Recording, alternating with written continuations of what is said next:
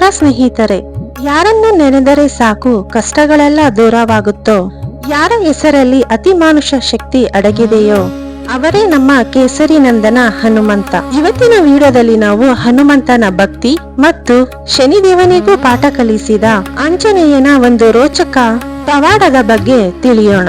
ಈ ವಿಡಿಯೋವನ್ನ ಪೂರ್ತಿಯಾಗಿ ನೋಡಿ, ಏಕೆಂದ್ರೆ ಈ ವಿಡಿಯೋ ನಿಮ್ಮ ಭಕ್ತಿಯನ್ನ ಮತ್ತಷ್ಟು ಗಟ್ಟಿಯಾಗಿಸುತ್ತದೆ. ತ್ರೇತಾಯುಗದಲ್ಲಿ ರಾಮ ರಾವಣರ ಯುದ್ಧ ಮುಗಿದು ಎಲ್ಲೆಡೆ ವಿಜಯೋತ್ಸವ ನಡೆಯುತ್ತಿತ್ತು.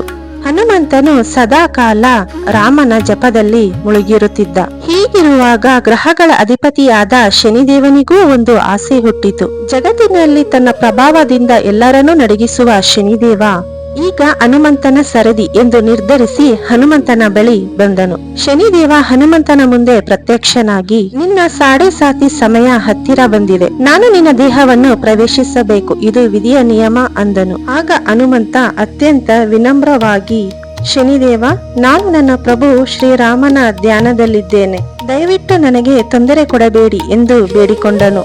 ಆದರೆ ಶನಿದೇವ ಕೇಳಲಿಲ್ಲ. ನಾನು ನಿನ್ನ ತಲೆಯ ಮೇಲೆ ಕುಳಿತುಕೊಳ್ಳುತ್ತೇನೆ, ತಡೆಯುವ ಶಕ್ತಿ ಇದ್ದರೆ ತಡಿ ಎಂದು ಸವಾಲು ಹಾಕಿ ಹನುಮಂತನ ತಲೆಯೇರಿ ಕುಳಿತನು. ಆಗಲೇ ನೋಡಿ ಹನುಮಂತನ ಅಸಲಿ ಆಟ ಶುರುವಾಗಿದ್ದು. ಹನುಮಂತನು ಪ್ರತಿರೋಧ ವ್ಯಕ್ತಪಡಿಸಲಿಲ್ಲ, ಬದಲಾಗಿ ದೊಡ್ಡ ದೊಡ್ಡ ಬಂಡೆಗಳನ್ನು ತನ್ನ ತಲೆಯ ಮೇಲೆ ಇಟ್ಟುಕೊಳ್ಳಲು ಪ್ರಾರಂಭಿಸಿದ.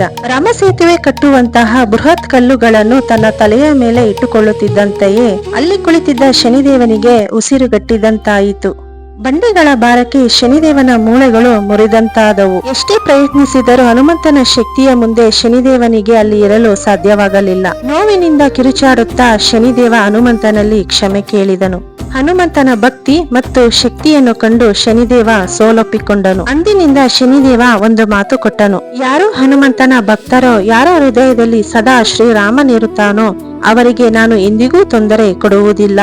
ಇದೇ ಕಾರಣಕ್ಕೆ ಇಂದಿಗೂ ಶನಿ ದೋಷ ಇರುವವರು ಹನುಮಂತನ ಪೂಜೆ ಮಾಡುತ್ತಾರೆ. ನೋಡಿದ್ರಲ್ಲ ಸ್ನೇಹಿತರೆ, ಭಕ್ತಿ ಎಂತವರನ್ನಾದರೂ ಗೆಲ್ಲಬಹುದು ಎಂಬುದಕ್ಕೆ ಈ ಪವಾಡವೇ ಸಾಕ್ಷಿ.